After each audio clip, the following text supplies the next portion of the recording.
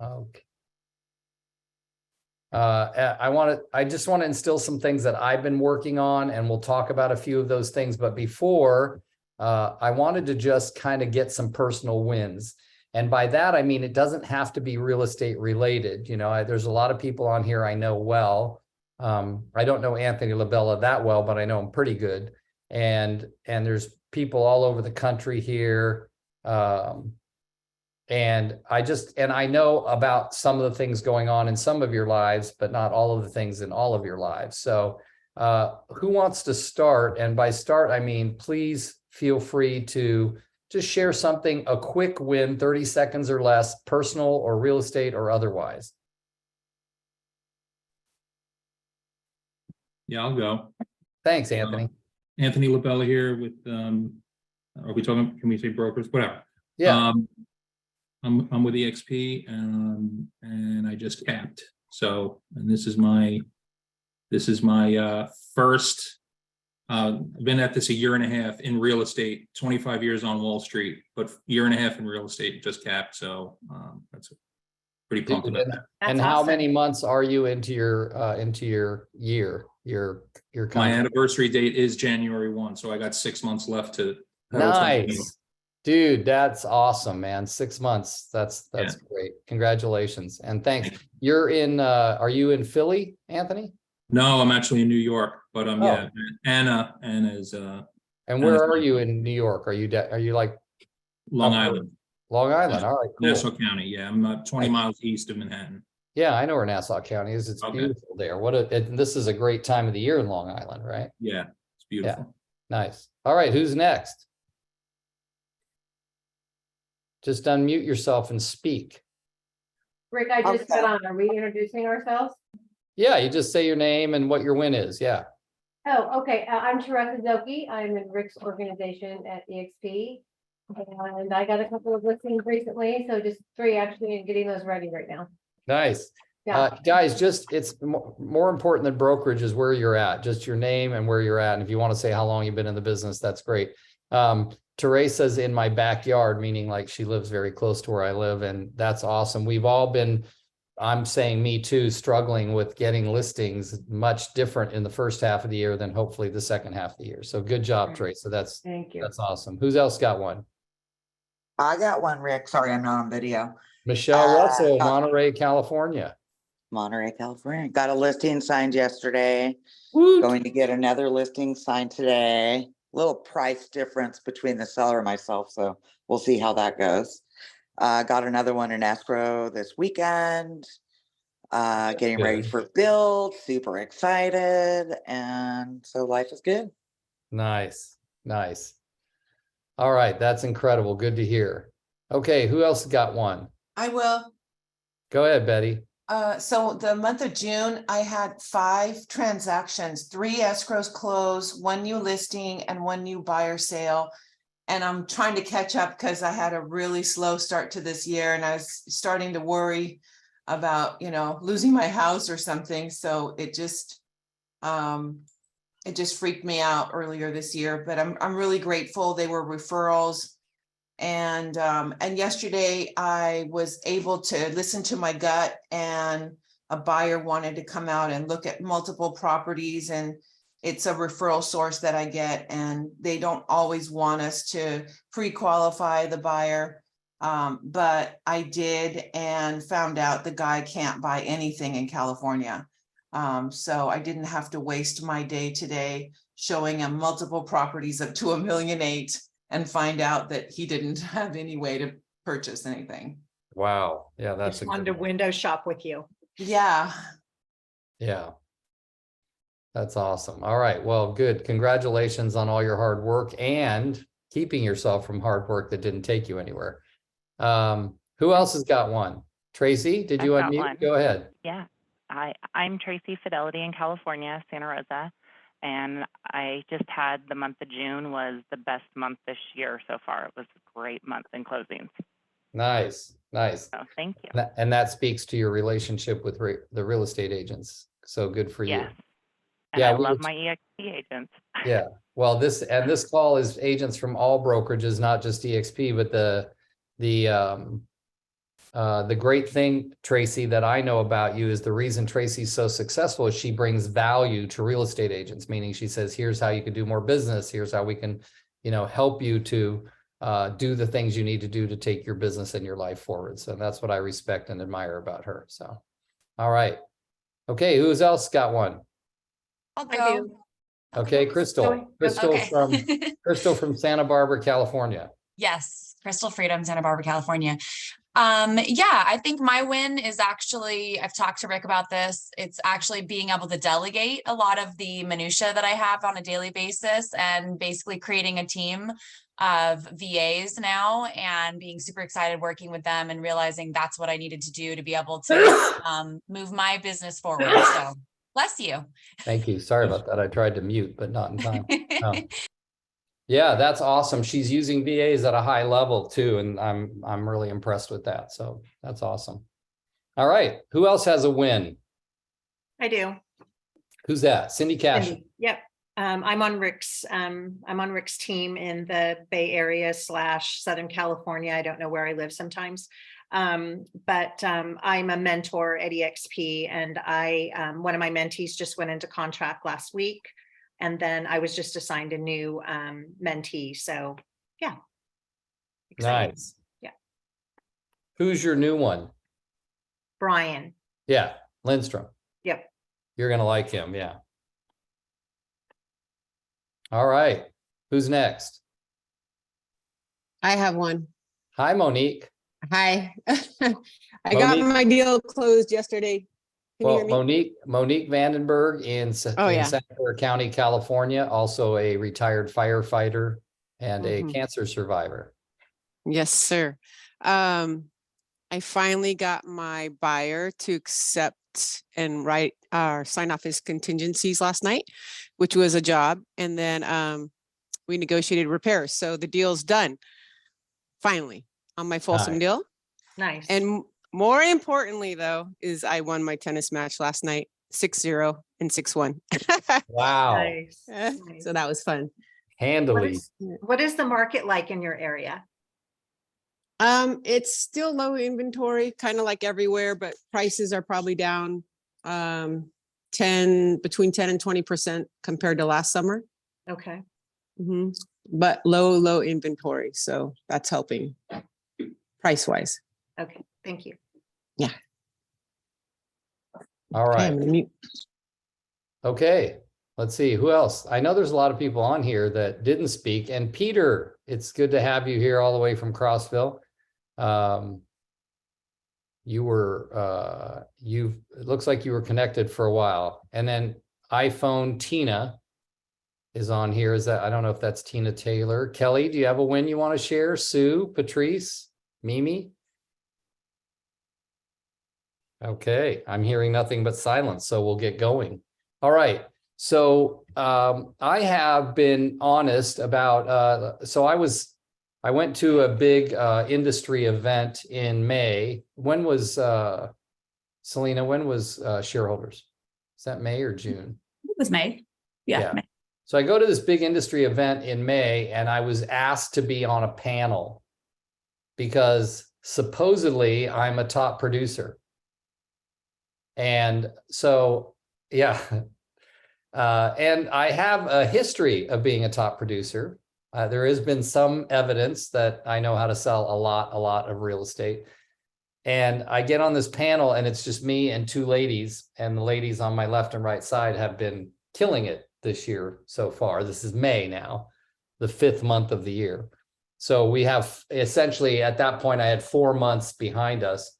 And at that point, it was the worst 4 months, first 4 months of the year that I'd had in probably 15 years, maybe 13 years.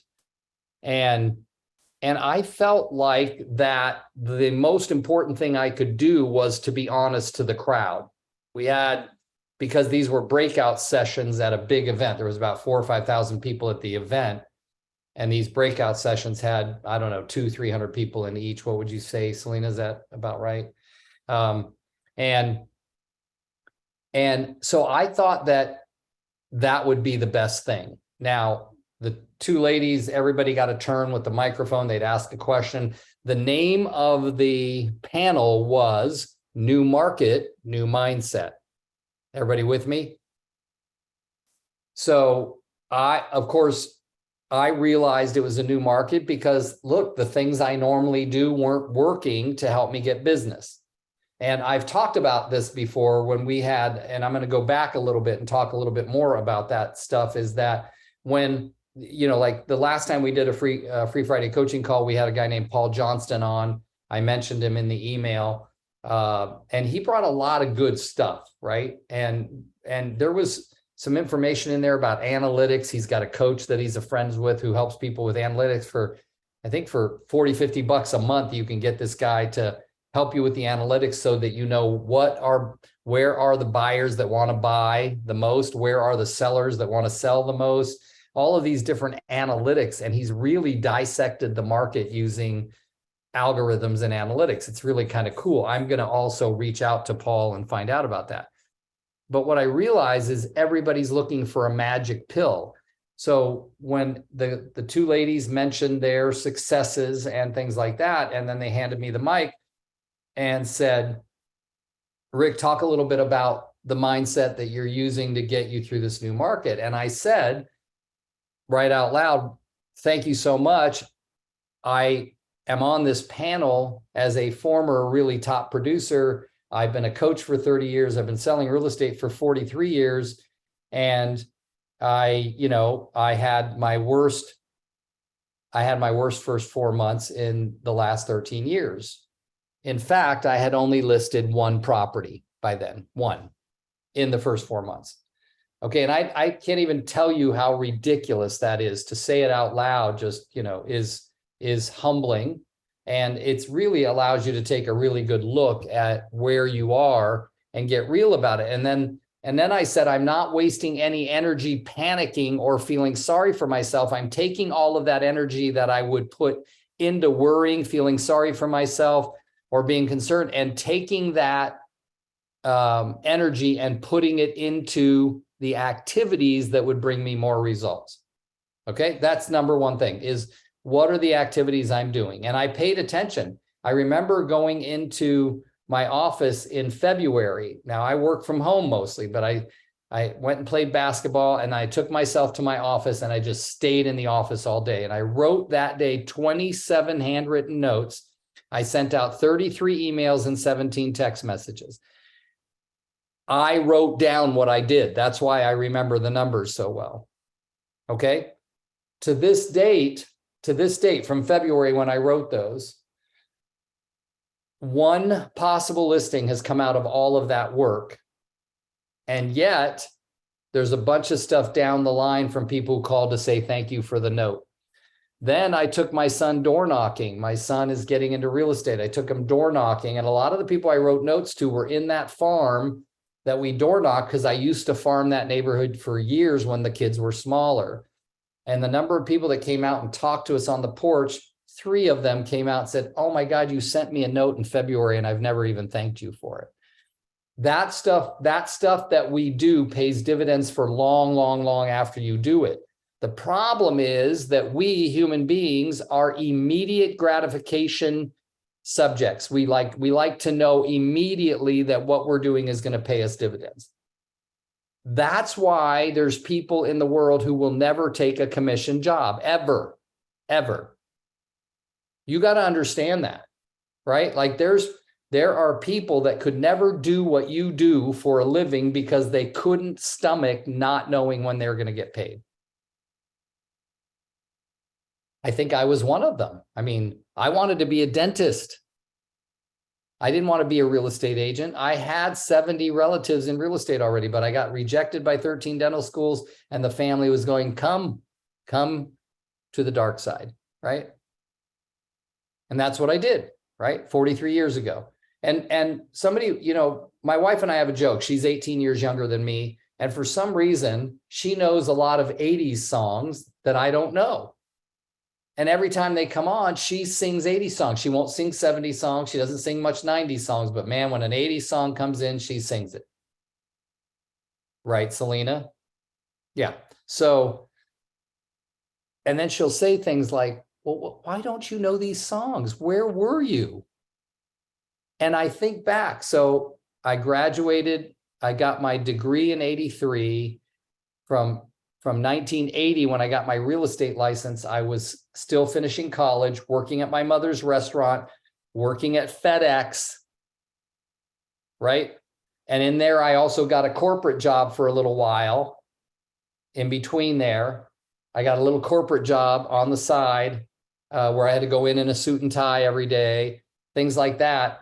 I never, in the first 6, 7, 8 years of 1980, there was no point where I didn't have at least 3 jobs that were paying me, 3, and sometimes 4 jobs. My average work week was 90 to 100 hours. Because I'm thinking back, it's not something I'm showing off about. I certainly don't feel proud about that.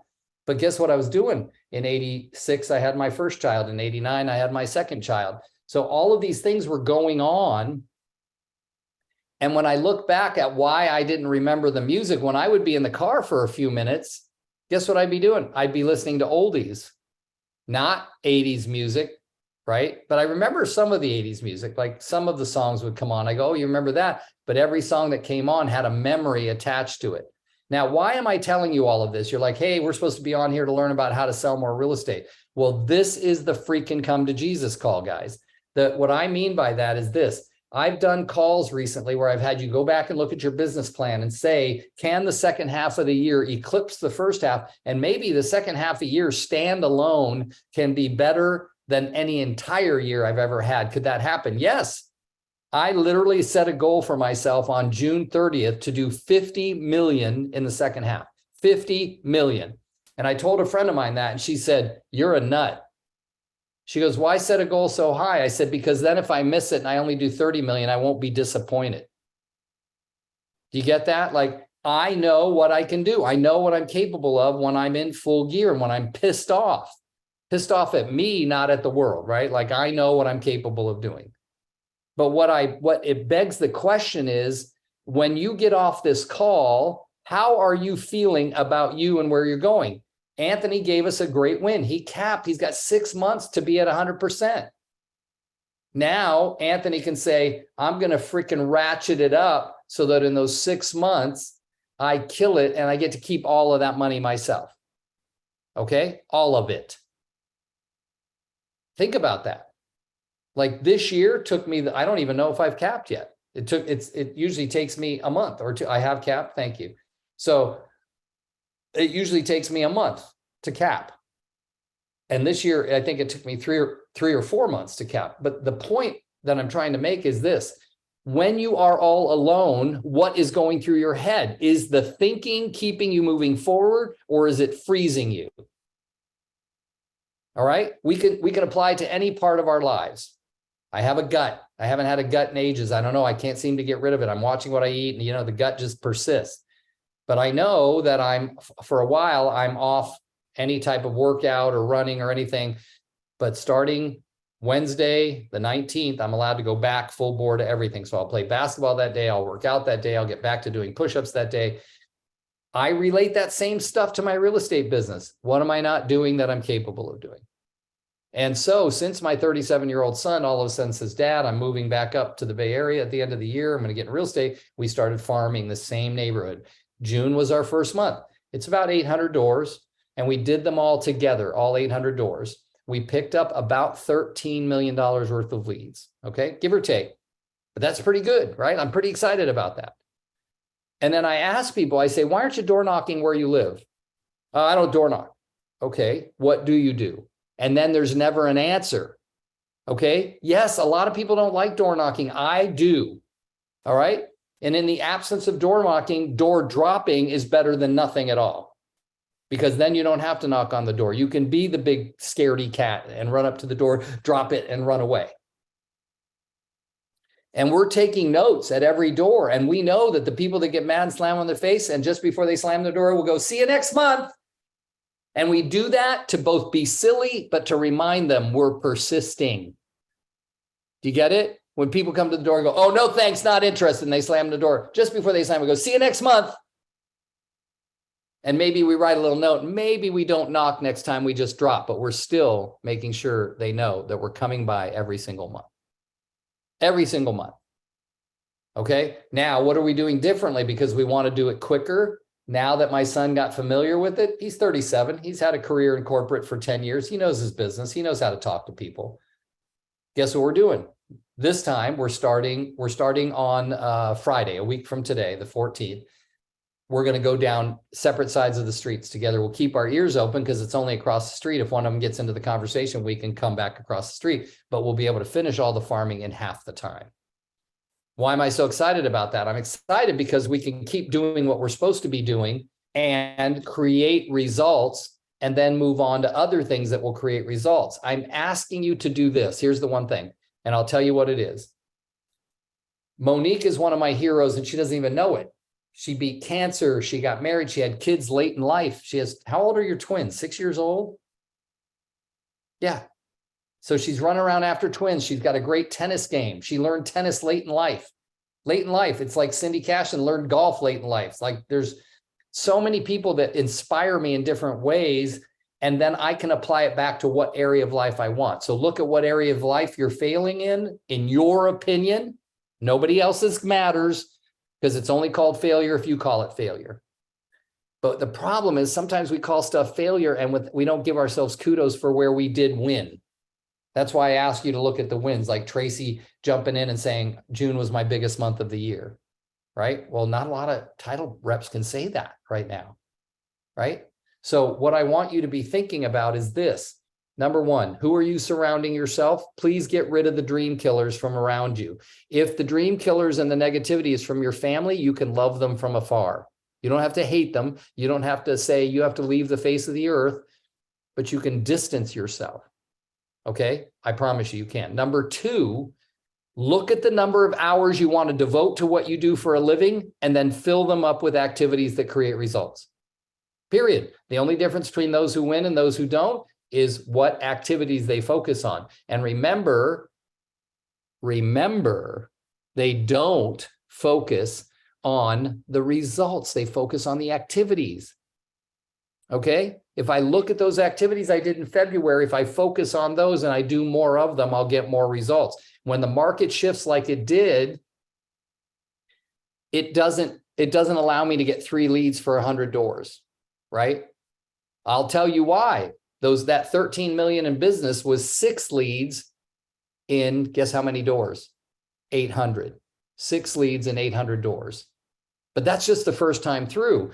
But guess where repetition pays dividends. So now I'll be going every single month. Now my son still lives in LA, so we have to plan ahead. When are you coming up to do the door knocking with me? Because he's not moving till the end of the year.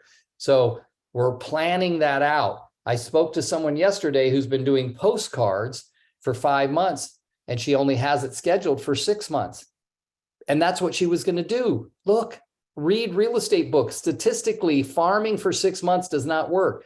Gary Keller wrote the Millionaire Real Estate Agent book, and in it, he did analytical details on what's it going to take for farming to get a return. It says 24 to 30 months of every single month before you start seeing a big payback. So guess what I told this young lady? I said, why did you stop at 6 months? She goes, I don't have any more money. I go, then door knock. Go door knock. Make a cheap flyer, copy it at the office, and then go door knock. And I said, if you don't want to door knock, door drop. It's no different than you mailing a postcard and they don't get to see you. I said, but don't waste the fact that you've got 6 months in a row already. Don't waste it. Don't drop it. Now get out there. And she loved that. She said, I can make time for that. She's a teacher until 3 p.m. every day, Monday through Friday. I said, you can go door knock after 3. And then when it starts getting darker earlier, then make sure you cover the weekends and get those homes hit. She said, it's like 500 homes or 400 homes. I said, you can do that with no problem. All I'm saying is if my thing is door knocking, all I'm asking you to do is find your thing. That's all. Find your thing. All right. And you have to surround yourself. Like, look, I got Selena. She's always a phone call away. She's always on a Zoom and she rolls her eyes like nobody's business. And when she rolls her eyes, I know, get my ass in gear. See, she's trying to hide her sarcastic laugh right now. So, and people say, well, I don't have a Selena. Find one. It's a business partner. Like Monique and I now, even though like her and I knew each other because she sat in one of my classes a long time ago. We're texting a lot. Monique, would you say we text a lot and that we can banter and help each other out? Yes or no?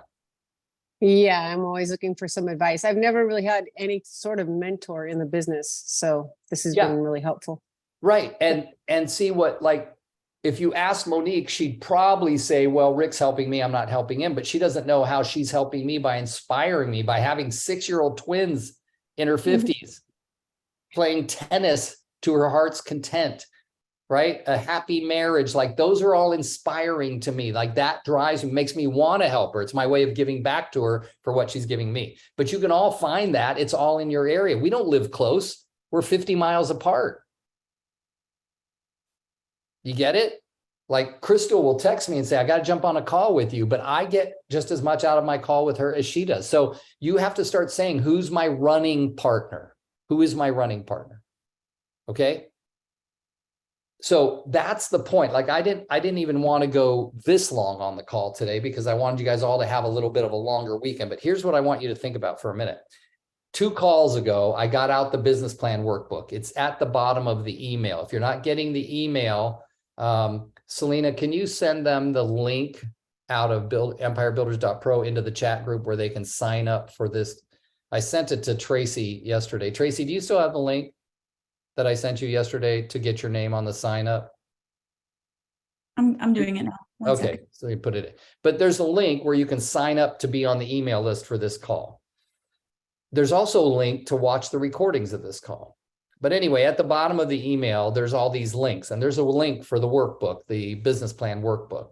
And the number 1 assignment in the workbook, the first assignment you come to, is called, and I don't care if you're in title or lending or you're an escrow officer or you're a home warranty rep or you're a real estate agent, it works for everybody. It's called your strategic plan. Okay. And it's something that I really have to revisit.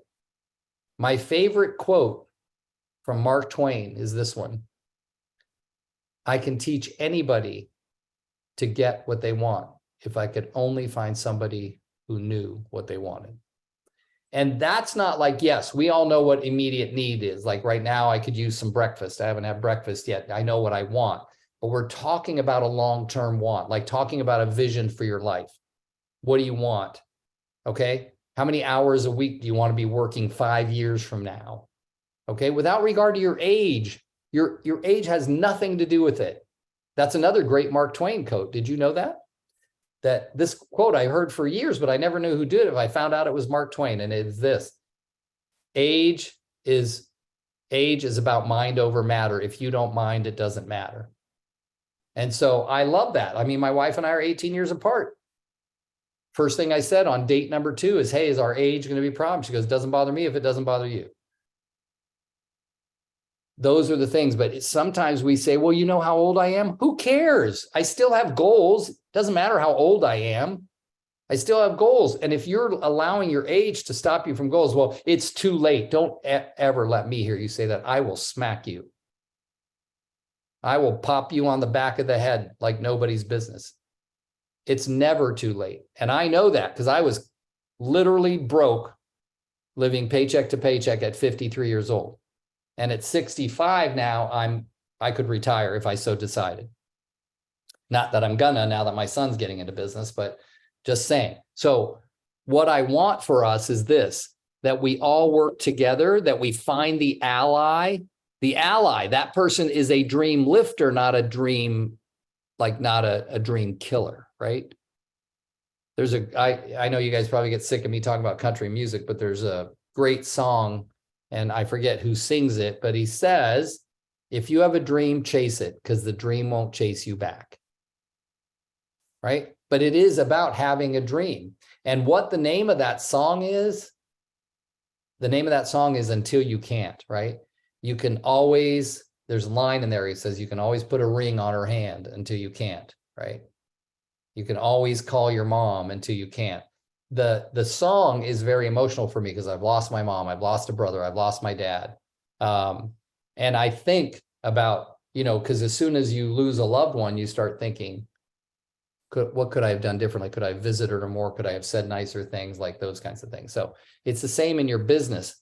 Is what could you have done differently? And I've really looked at that a lot lately. Like if I had kept better track of all the people I've talked to in 43 years of real estate, I think my referral business would be a lot better than it is.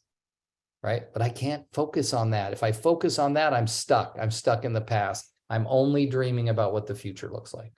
And it's funny, as the more I dream and move in the direction of it, the more, guess what? It moves in my direction. It's not just me going towards it. If I'm doing all the right activities, it's coming towards me. If I'm working every day on my gratitude, on my joy, finding things to be grateful for, right? The week over July 4th in the Bay Area, it was about 100. It averaged 100 in parts of Sacramento. It was 110, 113 in Roseville and Lincoln. And people were escaping down here to where I live. And it was 70, like a 40-degree difference.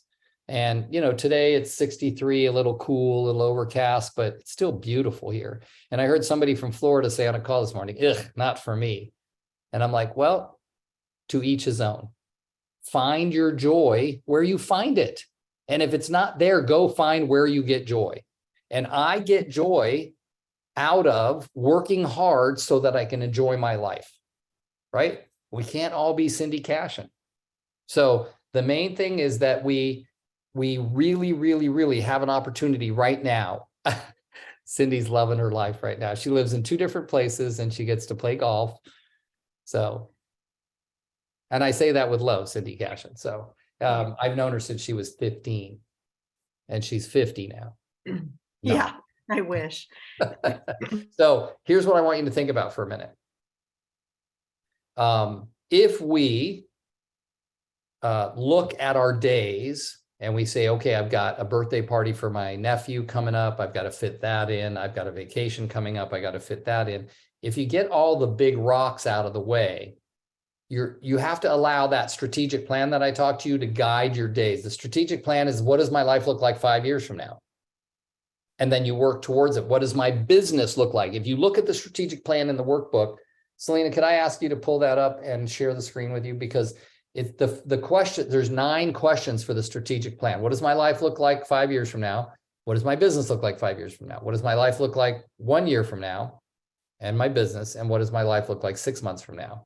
And my business. So that's 6 questions. Then 7, 8 is 9 is, how will I know I'm making progress, right?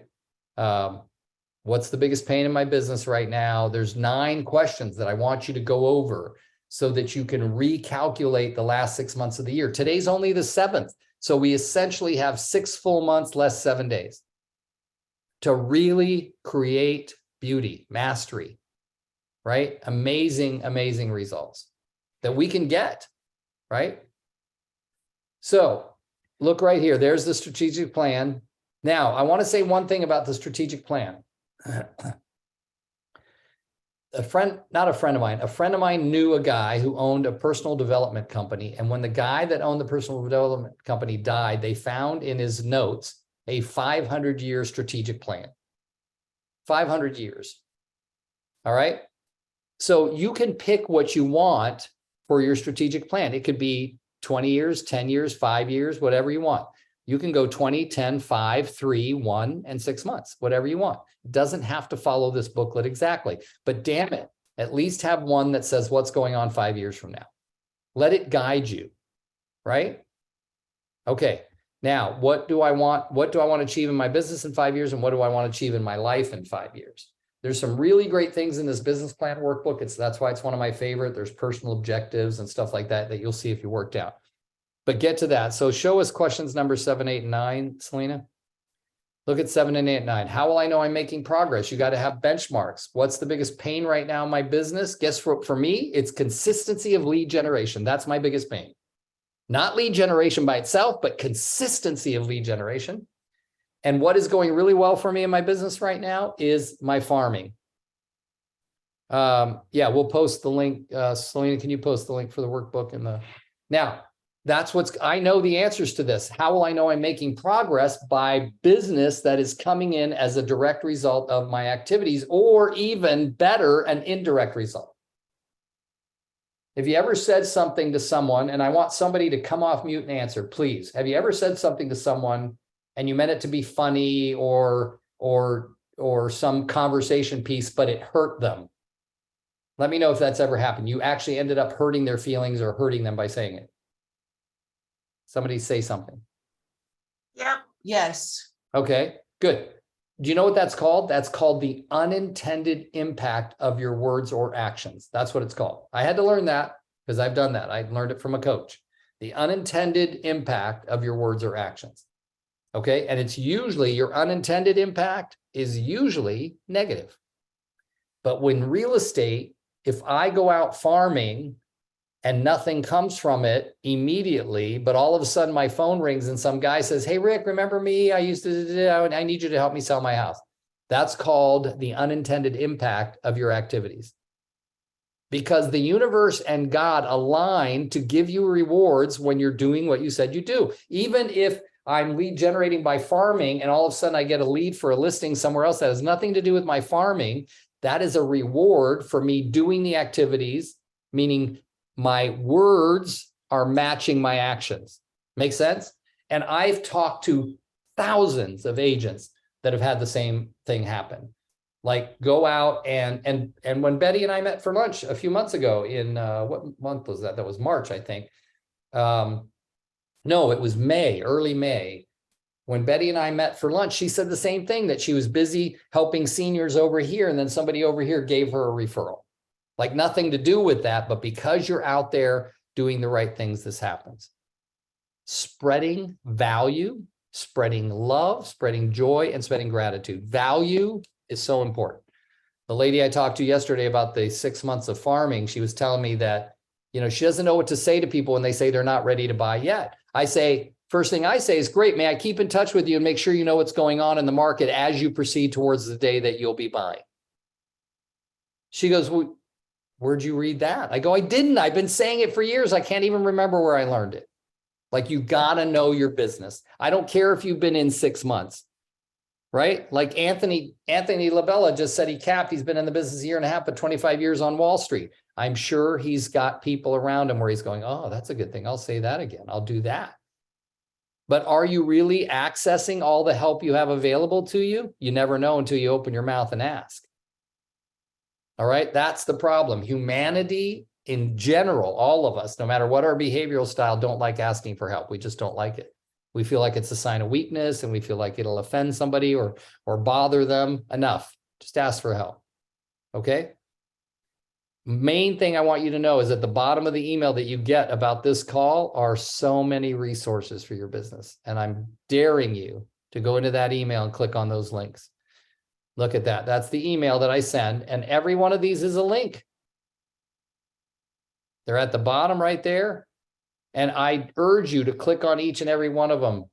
And I dare you not to do more business as a result of incorporating some of them. The biggest one, and we'll talk about it more next time, is the Top 50 booklet. And the Top 50 booklet is called 86-50-1, and that's how to do 86 deals in a year working with your top 50 people for 1 hour a day. It's amazing. It's a 36-page booklet. I would challenge you to read it. But those are just some of the things, and we're going to have great phone calls coming up in the future, and got more great guest speakers coming up. I just want to stop real quick and say, number one, thank you for getting on. Number two, does anybody have a thought, comment, question, or aha before we get off today? I submitted my question in the group chat at the very beginning, just kind of around how do you know where to farm in terms of not stepping on some other real estate agent's toes, or do you not worry about that? And what other criteria potentially do you look for? Oh, that's a really good question. So first and foremost, I don't care what other agents are farming it because I'm going to out consistent them. Okay. Number one, I remember listening to a Will Smith talk once, and somebody was asking him why he works so hard. He goes, because that's all I got is hard work. He goes, some people have more talent, but nobody will outwork me. And he brought up this idea of him against Brad Pitt. And he said, I'll tell you, if you relate me to a Brad Pitt and you said, you will, your careers will be matched by what happens if you both get on a treadmill and you only lose if you get off. So the treadmill's running. And you know what he said? He goes, I will die on the treadmill. That's how committed he is to it. So with farming, it's more about consistency. However, if you put some brains behind it, then you'll look at the turnover in the farm ahead of time and decide, is it worth my investment of time? It has nothing to do with how many other agents, just if there's enough turnover in there, right? And the way to do that is to draw a circle around it in the MLS of the streets you're going to do and look at number of closings in the last 6 months, number of closing in all of 2022, number of closings in all of 2021. And then also go all the way back to 17 and 18 and start looking at the number of closings and say, if I can win 20% of those, look at both buyer and seller side, by the way, because remember, there's two sides of every transaction. You got to remember that when we look at a closing, go, oh, it's a comp. Well, there's two deals there. There's the buyer side and the seller side. We got to count for all of that, right? I love when someone says to me, oh, so-and-so owns that neighborhood. And I'll go look and they've done 3 deals there in the last year. How is that owning a neighborhood? Right? So the idea is to look, study, but see the turnover, only do the turnover, right? So one of the farms my son and I did is 135 homes and it's right there. So we both graduated from the high school in that area. All right. So the flyer, oh, I never sent you the flyer, did I, Crystal? Okay, I'll send it to you. So the flyer is very generic. You guys could all use it anywhere in the United States. You know why? Because at the top it says, good news for your neighborhood. Selena created it.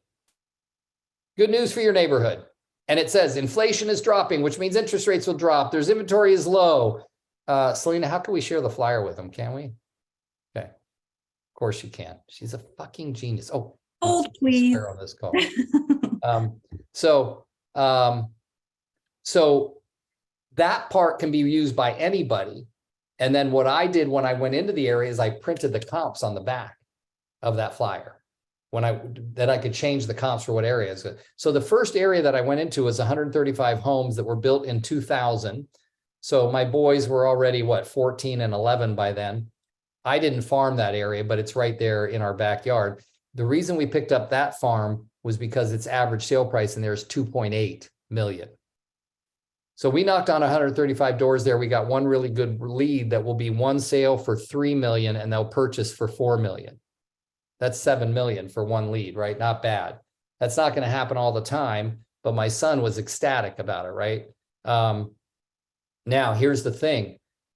We personalized it by saying 2004 and 1975 graduates of Washington High School, because that's the high school. That's how we personalized it, right?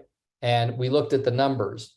It took us 4 hours to do 135 homes in that farm that was worth 2.8 million because nobody would open the door.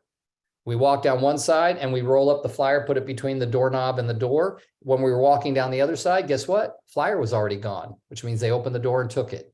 So we know the people are home. So going consistently will help get us. Few people answered the door. We had great conversations. But the next day, when we went into the farm that I farmed when they were kids, their mother still lives there. That's where he goes when he goes to visit his mother. That's where they grew up. They know a lot of the same people.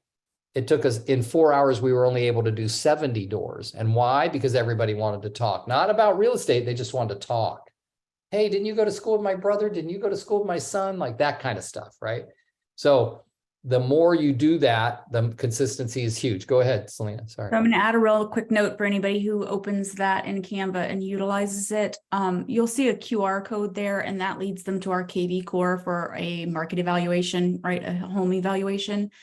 I use Flowcode for that, flowcode.com. I learned about that whenever I was at Shareholders.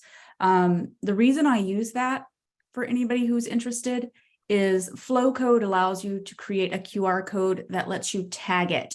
So that QR code is different than the QR code I can get through KV Core. I could tag that this flyer was used in that neighborhood.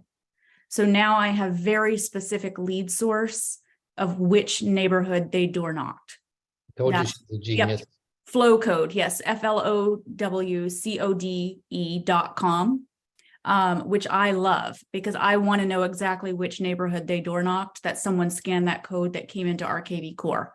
So it's pretty amazing where you can actually say and print your flyers and say, this was this neighborhood that someone scanned, that's where that lead source came in whenever someone asked to get a home evaluation, right? And of course, if they put their address in, you're going to get it, but you start getting more specific with QR codes. So like if you're doing postcards, if you're doing this, right? So you can get way more specific with your QR codes this way. So just a little insight for you guys if you want to use QR codes at a much higher level. Yeah.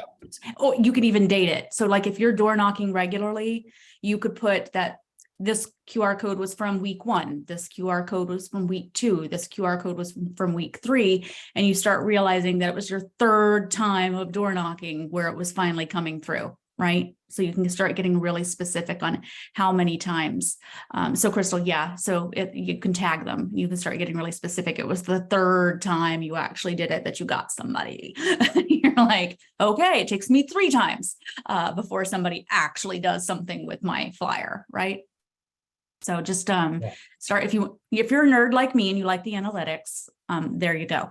Yeah. So Crystal, I probably yammered on too much, but did that answer your questions? You can look at the comps and you look at the stats over the several years and look at if there's enough turnover. But generally, if you're not in the luxury price range, because even though 2.8 million is a luxury price range in Fremont, I know that development has a lot of turnover. That's why we door knock those 135. And that's nice because you do 1 or 2 deals a year and you're making a ton of money because they're so expensive. And then the average sale price in the farm around his mother's house is about 1.5.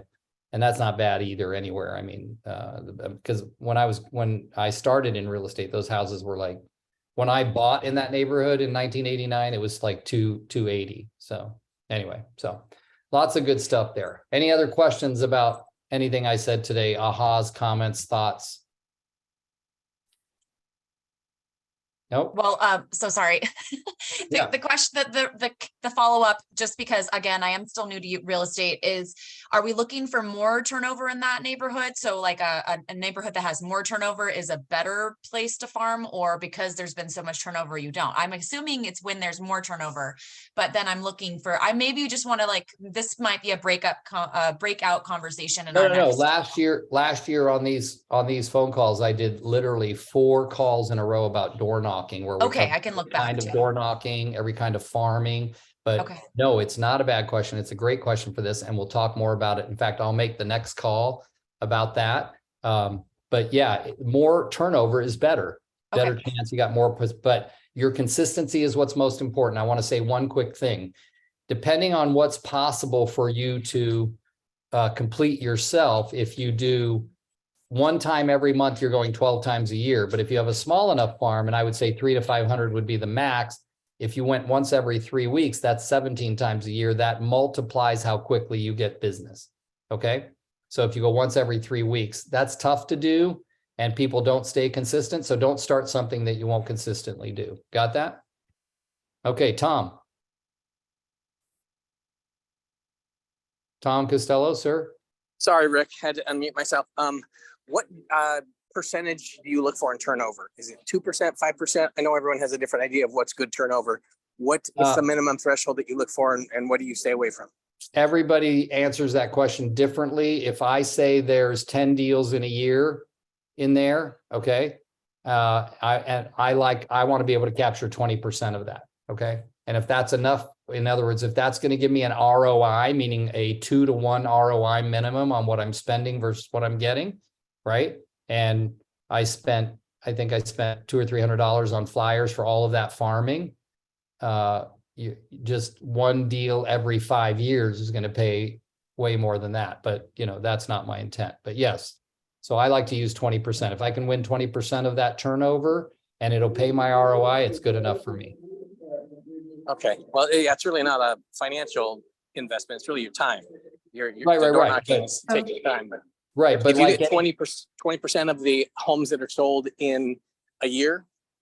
yes, in a year. If I look at a year, and I mean 20% of the sides, there's sides in there, right? So if I'm holding an open house and I pick up a buyer, right, and I got a seller, so how many sides happened in that development?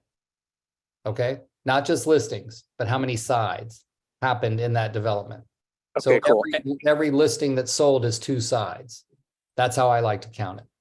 Okay, and forgive me if I'm slicing the cheese a little bit thin here, but No. are you taking into account, any account for the fact that the market has shrunk in the sense that there's less inventory and less deals being done? Are you adjusting for that No. or no? Just, No, I'm just looking at, yes, I mean, because that will show up when I look at the comps for the last 6 months, right? Or for the last year and a half. So that's why I told Crystal, just look at other years, more normal years, like 17 was a normal year. 18 was crazy busy, low inventory, multiple offers. 19 was a little slower. So if you look at those different years and see what closed in that development, but you also have to get enough homes so that it's worth your while, right? So one of my farms is 135, the other farm is 700 homes, right? Well, there's a lot more of those $1.5 million sales than there are $3 million sales. So. Make sense? Tom, good? Oh, I think he's back on mute. And just real quick, yeah, Crystal. sorry, Rick, that was great. Thank you. I appreciate it. Sorry. Crystal ahead. added in a link for anybody who missed it. We did a great call with the author of Doors Open When You Knock.